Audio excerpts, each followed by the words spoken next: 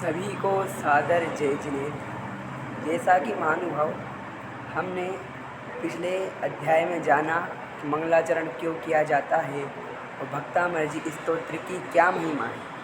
महानुभाव आज हम भक्तामर्जी का मंगलाचरण यानी कि प्रथम श्लोक आदि काव्य भक्तामर्जी जिसके द्वारा अनेकों लोगों के कष्ट दूर हुए हैं, ऐसे पावन स्तोत्र के हम मंगलाचरण के रूप में प्रथम श्लोक का अध्ययन करेंगे।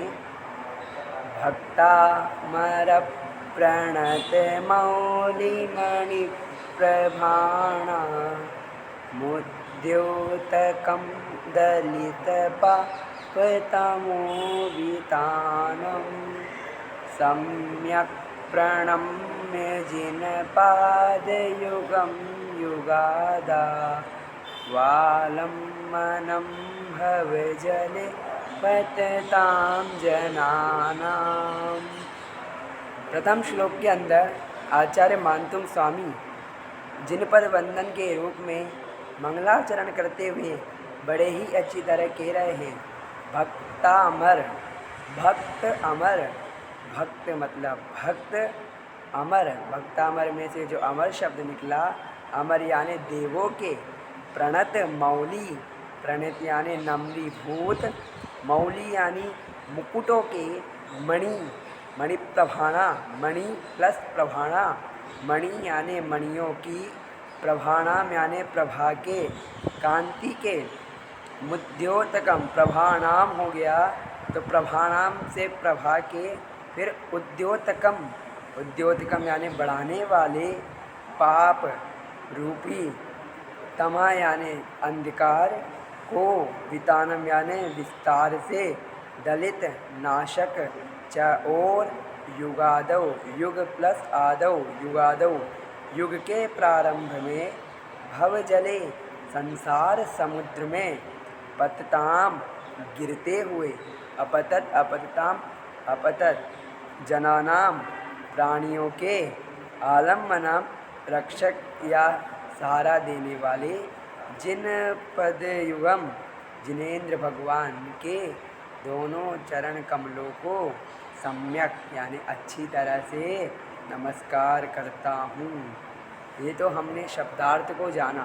महानुभाव आचार्य मानतुंग स्वामी महाराज बड़ी ही नम्रता पूर्वक, बड़ी ही रमणीयता पूर्वक कह रहे हैं भगवान आदिनाथ के। अब हमने आदिनाथ शब्द यहाँ पे कैसे माना, तो भक्तामर पहले श्लोक में शब्द आया युगादा, युगादव यानी युग के आदि के प्रवर्तक में, युग के आदि में कौन हुए, भगवान आदिनाथ, अंतिम कुलकर राजा नाभिराय और मरु देवी के पुत्र भगवान आदिनाथ का जन्म अयोध्या नगरी में चैत्र कृष्णा नवमी को हुआ। इसी दिवस उन्हें तप कल्याण की प्राप्ति भी हुई। इसी तिथि को आचार्य मानतुंग स्वामी महाराज कह रहे हैं आदिनाथ भगवान की दो पत्नियां थी, यशस्वी और सुनंदा। भगवान आदिनाथ के 101 पुत्र और 2 पुत्रियां थीं। 101 पुत्र यानी 99 पुत्र और ब्राह्मी, ये तो थी यशस्वी के, और बाहुबली और सुंदरी ये थे सुनंदा के। भगवान आदिनाथ ने जब पंचम काल चतुर्थ काल के प्रारंभ होने लगा, तब वो कल्पवृक्ष घटने लगे और भगवान आदिनाथ ने जनता को असी, मसी, कृषि, वाणिज्य, शिल्प और विद्या इनका उपदेश दिया। असी यानी आप तलवारबाजी, मसी लेखन करो, कृषि खेती बाड़ी करो, वाणिज्य व्यापार करो, विद्या यानी अध्ययन करो, शिल्प यानी कारीगरी करो, शिल्प यानी भगवान आदिनाथ ब्राह्मी जो भगवान आदिनाथ की पुत्री थी, सुंदरी भी भगवान आदिनाथ की पुत्री थी, बाहुबली जो प्रथम कामदेव हुए और भरत चक्रवर्ती जो प्रथम चक्रवर्ती के रूप में जग के अंदर विख्यात हुए हैं। आदिनाथ भगवान ने एक बार बेल के ऊपर 15 मिनट के लिए 15 सेकंड के लिए छीका बांध दिया था उसी के परिणाम स्वरूप भगवान आदिनाथ को 15 महीने तक यानी 6 महीने तक आहार नहीं मिला और राजा श्रेयांश और राजा सोम ने हस्तिनापुर नगर में भगवान आदिनाथ को इक्षुरस का पारणा करवाया। ऐसे आदिनाथ भगवान का पूरा जीवन व्यतीत हो रहा था। तभी सोधर्म इंद्र ने नीलांजना को भेजा और नीलांजना की मृत्यु को देखकर भगवान आदिनाथ के रोम रोम में वैराग्य उमड़ पड़े और भगवान वैराग्य की ओर अग्रसर हुए, दीक्षा ली, केवल ज्ञान प्राप्त किया और श्री अष्टापद कैलाश पर्वत से उन्होंने निर्वाण सुख की प्राप्ति की। महानुभाव, तो ऐसे आदिनाथ भगवान के चरण युगल में जब देवगण भक्ति पूर्वक नमस्कार करते हैं तब उनके मुकुट की मणियाँ, जो उनके मुकुट के अंदर जड़ित मणियाँ होती है, प्रभु के चरणों की दिव्य कांति से और अधिक दीप्यमान हो जाती है। तात्पर्य ये है, देवताओं के मुकुट तो बड़े ही रत्न जड़ित है ना। तो जब इतने जड़ित है तो भगवान के चरण स्पर्श पाकर वो और दीप्यमान यानी और उजालेवान हो जाते हैं। भगवान के चरण का स्पर्श ही प्राणियों का पाप नाश करने वाला है। भगवान तो बहुत दूर की बात है, भगवान का चरण स्पर्श ही पापियों को, प्राणियों के पापों का नाश करने वाला है। तथा जो उन चरण युगल का सहारा लेते हैं वे संसार समुद्र से पार हो जाते हैं। इस युग के आरंभ में धर्म का प्रवर्तन करने वाले प्रथम तीर्थंकर आदिनाथ के चरण युगल में विधिवत प्रणाम करके मैं मानतुंग आचार्य श्री भक्तामर स्तोत्र की रचना आगे करने जा रहा हूँ। तो महानुभाव, स्पष्ट है देवताओं के मुकुट में इतनी कांति है, लेकिन भगवान के चरण स्पर्श पाकर ही वो और उजालेवान हो जाती है। भगवान के चरण मात्र ही हमारे दुखों को दूर करने वाले होते हैं। भगवान के चरण कमल ही संसार से तारने वाले होते हैं। आप कौन सी जहाज के अंदर से बड़े बड़े समुद्र पार करेंगे? अरे भगवान के चरणों का सहारा ले लीजिए, आप भी एक दिन संसार रूपी समुद्र से पार हो जाएंगे। महानुभाव, कहा तो है, तेरे चरण कमल ध्वज जिनवर रहे हृदय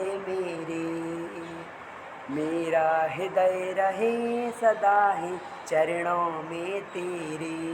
भगवान, आपके दोनों चरण युगल मेरे हृदय में रहे और मेरा हृदय आपके चरणों में रहे तो मेरा तो जीवन का उद्धार हो जाएगा। वास्तव में भगवान की स्तुति करने से संचित कर्मों के पाप भी नष्ट हो जाते हैं।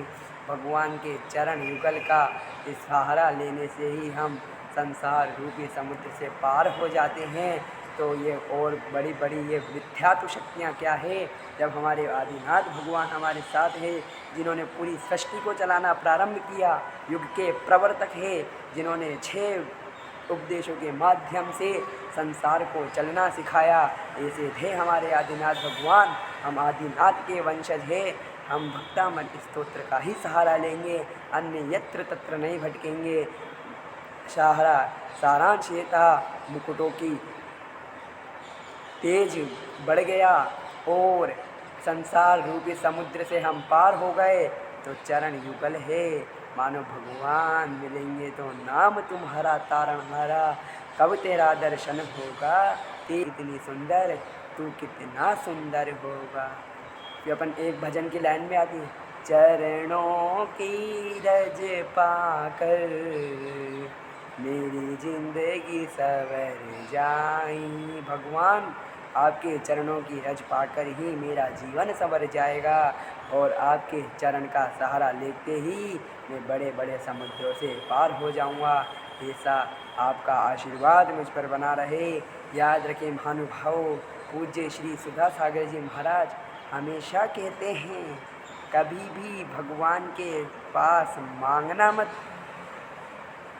भगवान का नाम लेके कार्य शुरू करोगे असफल होगे, लेकिन भगवान जब कार्य सफल हो जाए तो भगवान का धन्यवाद करना भी मत भूलना। भगवान का नाम लेकर कार्य शुरू नहीं करना है, वरना आप भीख मांग रहे हैं। और जब सफल हो जाए तो भगवान को धन्यवाद कहना भी नहीं भूलना है। ऐसे भगवान के चरण कमलों का सहारा लेकर भी हम आगे बढ़ेंगे। और भक्तामर जी का हमने प्रथम श्लोक इस प्रकार जाना। हम भी भक्तामर जी पे श्रद्धान करें और आगे के श्लोकों के माध्यम से हम और गहनता से अध्यात्म का अध्ययन करें। इसी मंगलमय भावना के साथ बोले आदिनाथ भगवान की जय।